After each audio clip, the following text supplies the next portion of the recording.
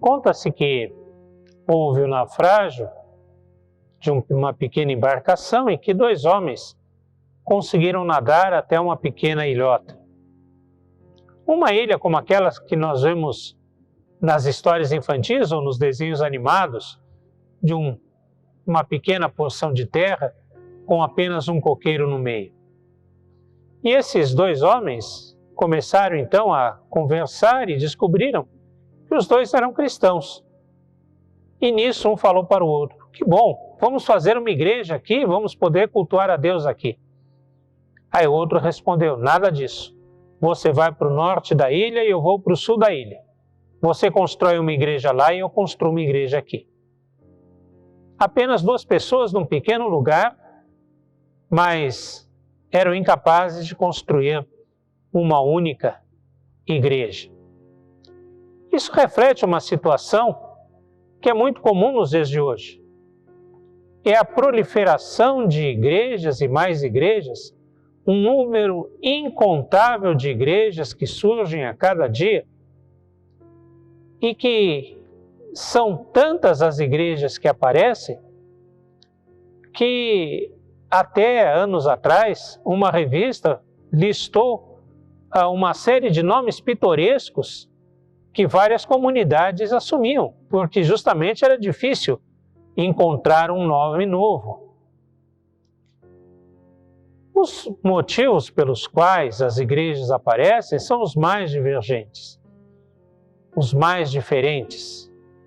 Em muitos casos, são apenas interesses pessoais, são mania ou desejo de assumir uma liderança, desejo de poder, desejo de autoenriquecimento, enfim. Mas o fato também é que qualquer opinião diferente, qualquer opinião divergente, já deu motivo para separações, para divisões.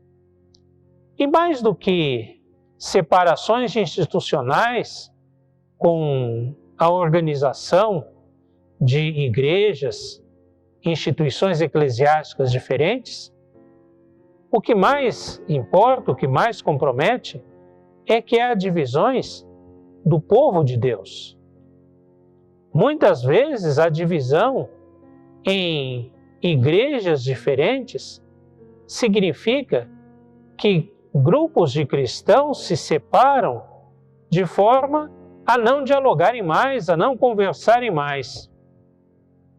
E o que é ainda pior, muitas vezes numa mesma igreja, numa mesma instituição, existem grupos e grupos e grupos diferentes que, por mais que se possa pensar, ou por mais motivos que haja para que sejam unidos, se separam por picuinhas, por opiniões diferentes, nos mais diversos campos e que não tem nada a ver, muitas vezes, com a questão de fé, com a questão religiosa. O fato é que o povo de Deus, muitas vezes, vive em desunião. E não é isso o que Jesus quer de nós. Tendo Jesus falado essas coisas, levantou os olhos ao céu e disse: Pai, é chegada a hora, glorifica teu Filho, para que o Filho te glorifique a ti, assim como lhe conferiste autoridade sobre toda a carne, a fim de que ele conceda a vida eterna a todos os que lhe deste. E a vida eterna é esta, que te conheçam a ti, o único Deus verdadeiro, e a Jesus Cristo, a quem enviaste. Eu te glorifiquei na terra, consumando a obra que me confiaste para fazer. E agora, glorifica-me, ó Pai, contigo mesmo, com a glória que eu tive junto de ti, antes que houvesse mundo. Manifestei o teu nome aos homens que me deste do mundo. Eram teus, tu nos confiaste, e eles têm guardado tua palavra. Agora eles reconhecem que todas as coisas que me tens dado provêm de ti, porque eu lhes tenho transmitido as palavras que me deste, e eles as receberam, e verdadeiramente conheceram que saí de ti, e creram que tu me enviaste. E é por eles que eu rogo. Não rogo pelo mundo, mas por aqueles que me deste, porque são teus. Ora, todas as minhas coisas são tuas, e as tuas coisas são minhas, e neles eu sou glorificado. Já não estou no mundo, mas eles continuam no mundo, ao passo que eu vou para junto de ti. Pai Santo, guarda-os em teu nome que me deste, para que eles sejam um, assim como nós. Quando eu estava com eles, guardava-os no teu nome que me deste, e protegi-os, e nenhum deles se perdeu, exceto o filho da perdição, para que se cumprisse a Escritura. Mas agora vou para junto de ti, e isto falo no mundo, para que eles tenham o meu gozo completo em si mesmos. Eu lhes tenho dado a tua palavra, e o mundo os odiou, porque eles não são do mundo, como também eu não o sou. Não peço que os tires do mundo, e sim que os guardes do mal. Eles não são do mundo, como também eu não sou.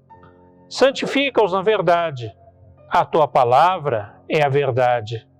Assim como tu me enviaste ao mundo, também eu os enviei ao mundo. E a favor deles, eu me santifico a mim mesmo, para que eles também sejam santificados na verdade. Não rogo somente por estes, mas também por aqueles que vierem a crer em mim, por intermédio da sua palavra, a fim de que todos sejam um, e como és tu, ó Pai, em mim, e eu em ti, também sejam eles em nós, para que o mundo creia que tu me enviaste. Eu lhes tenho transmitido a glória que me tens dado, para que sejam um como nós o somos, eu neles e tu em mim, a fim de que sejam aperfeiçoados na unidade, para que o mundo conheça que tu me enviaste e os amaste, como também amaste a mim. Pai, a minha vontade é que onde eu estou, estejam também comigo os que me deste, para que vejam a minha glória que me conferiste, porque me amaste antes da fundação do mundo. Pai justo, o mundo não te conheceu, eu, porém, te conheci, e também estes compreenderam que tu me enviaste. Eu lhes fiz conhecer o teu nome, e ainda o farei conhecer, a fim de que o amor com que me amaste esteja neles e eu neles esteja. João, capítulo 17.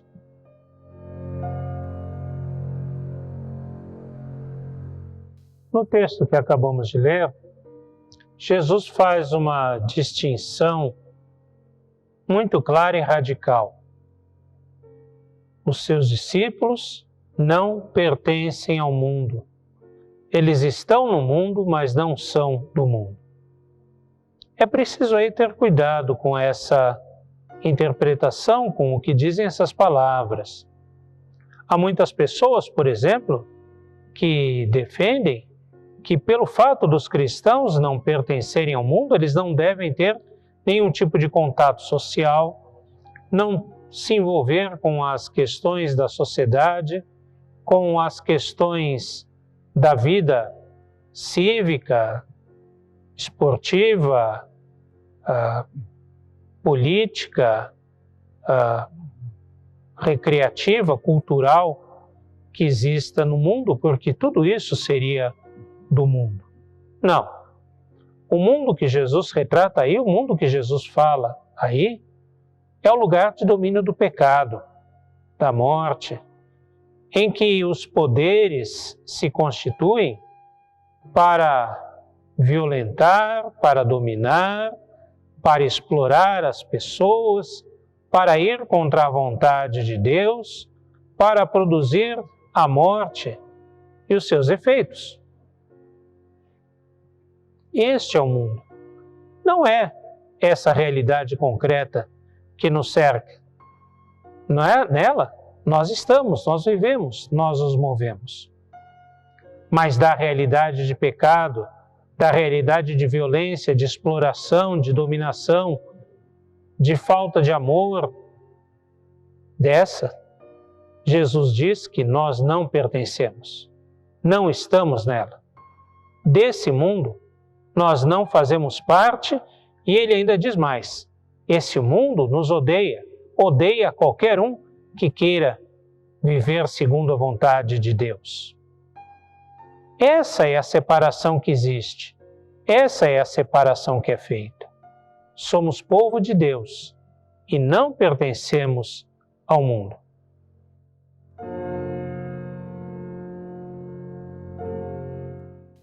Esta separação entre a igreja e mundo que Jesus faz, muitos cristãos fazem entre cristãos e cristãos.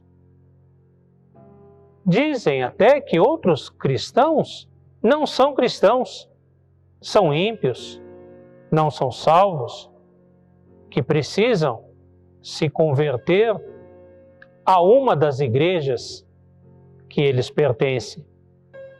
Ora, nós não somos cristãos porque pertencemos a esta, aquela ou aquela igreja, mas porque nós cremos em Cristo. É pertencermos a Cristo que nos torna cristãos, e não pertencermos a esta ou aquela igreja.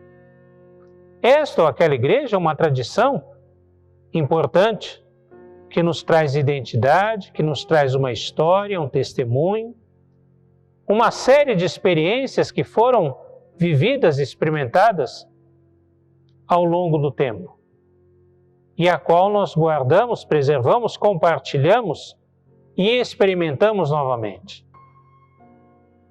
Mas isso não pode nos afastar de outros cristãos, pois afinal, este é o mandamento de Jesus. Jesus nos mandou diretamente, explicitamente. Jesus orou ao Pai para que fôssemos um. Ah, mas dirão alguns, naquela época não existia a diferença de igrejas que existe hoje. Como não? O livro de Atos testemunha que a igreja, desde que nascia em conflitos, em diferenças. Havia aqueles que pensavam que só os judeus poderiam ser cristãos.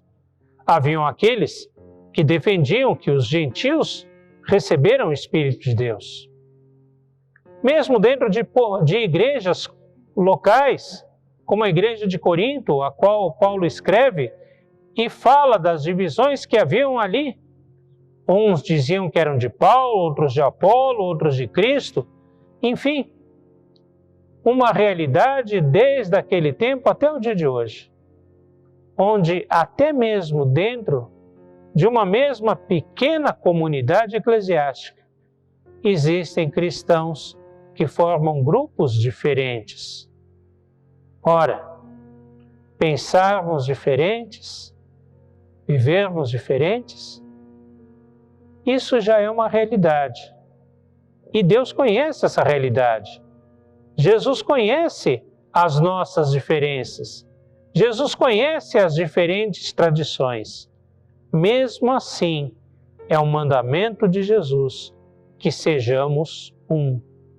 Mesmo assim, apesar de todas as diferenças, ele roga ao Pai para que, assim como ele e o Pai são um, também nós sejamos um em Jesus.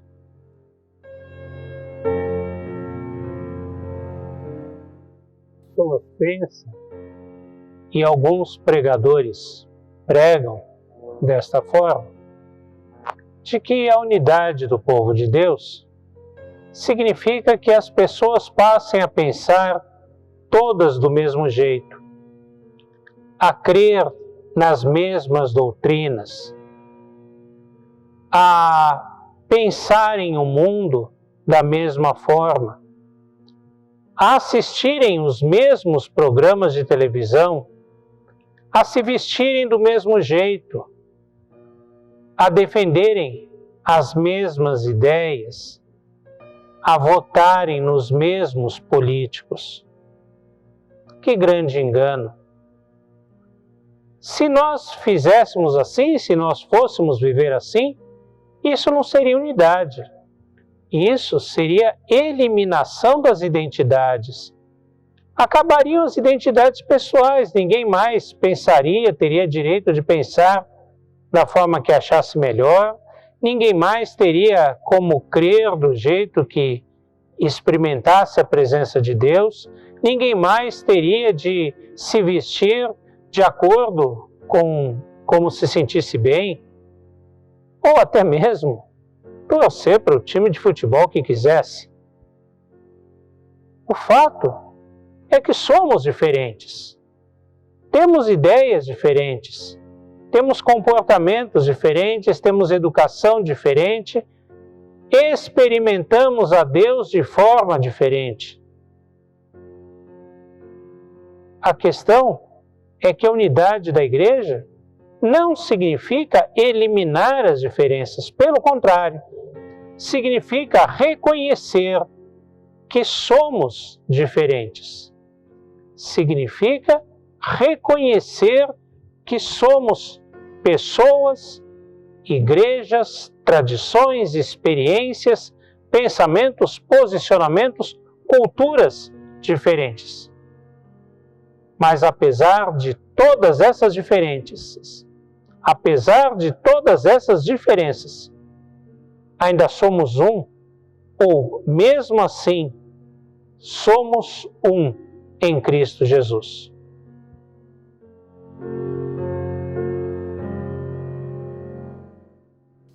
A unidade da igreja, a unidade do povo de Deus, parte do princípio de que somos diferentes.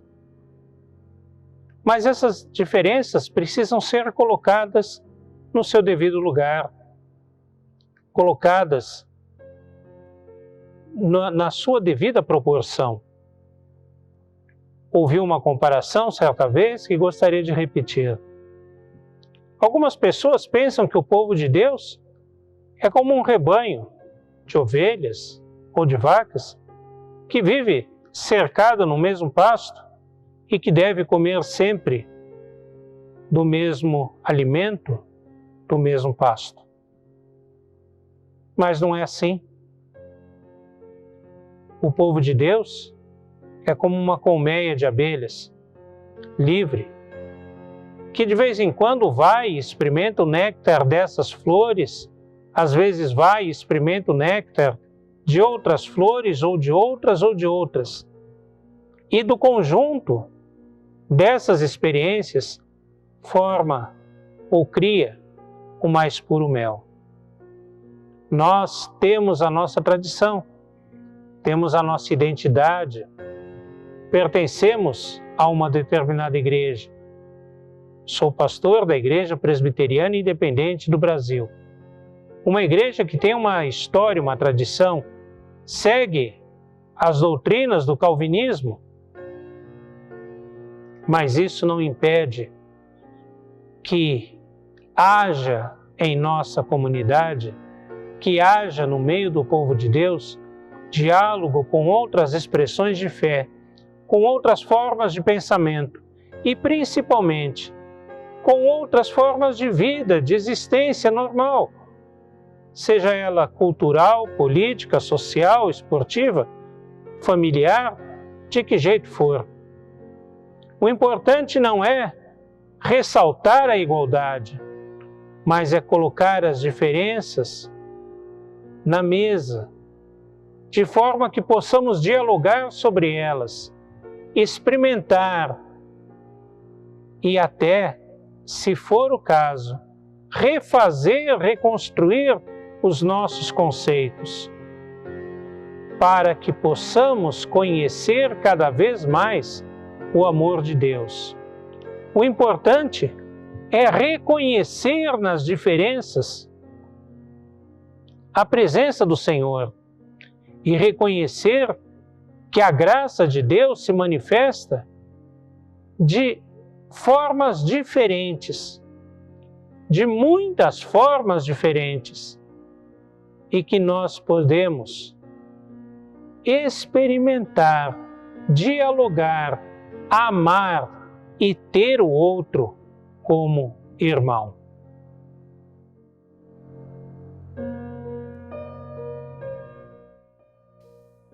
O fundamento da unidade do povo de Deus não está no fato dele compartilhar as mesmas doutrinas, dele frequentar os mesmos templos, os mesmos lugares, praticar as mesmas atividades litúrgicas ou qualquer coisa assim. O fundamento da unidade está na própria pessoa de Deus. Afinal, é a Santíssima Trindade a expressão máxima e perfeita da unidade na diversidade, na diferença. São 3 pessoas, Pai, Filho e Espírito Santo. E assim como eles são um, sendo 3, também nós, sendo muitos, devemos ser um em Cristo Jesus. Foi isso que Jesus disse, foi por isso que Jesus orou, dizendo que assim como ele, o Pai, eram um, assim nós também deveríamos ser um. Assim, o fundamento, a base, o motivo da nossa unidade não está nas nossas características como igreja, como povo de Deus, mas está na Santíssima Trindade, Pai, Filho e Espírito Santo, que é quem nos forma povo de Deus.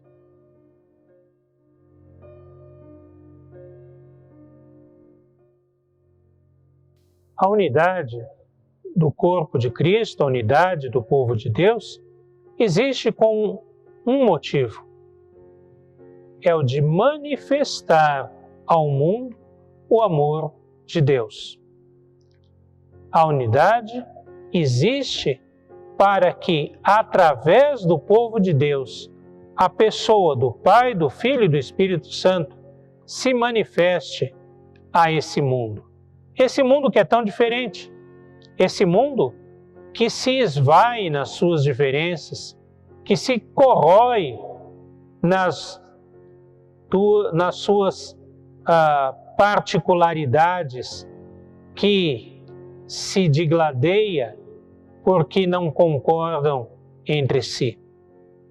Ao contrário, a Igreja, na unidade, na diversidade, deve manifestar a vida em amor, a vida em respeito, a vida em comunhão, a vida que manifesta o amor de Deus e mostre ao mundo que, apesar de sermos diferentes, apesar de pensarmos diferentes, apesar de termos culturas, costumes diferentes, apesar de termos tradições eclesiásticas diferentes, podemos ser um e podemos amar uns aos outros em respeito e com diálogo para manifestar ao mundo o amor de Deus.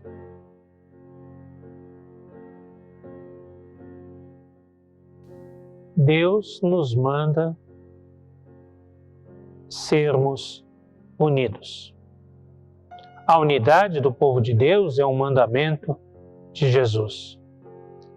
Isso não significa que não possamos ter ideias diferentes, que não possamos torcer por times de futebol diferentes, que não possamos ter opiniões políticas diferentes, que não podemos gostar de coisas diferentes, que não podemos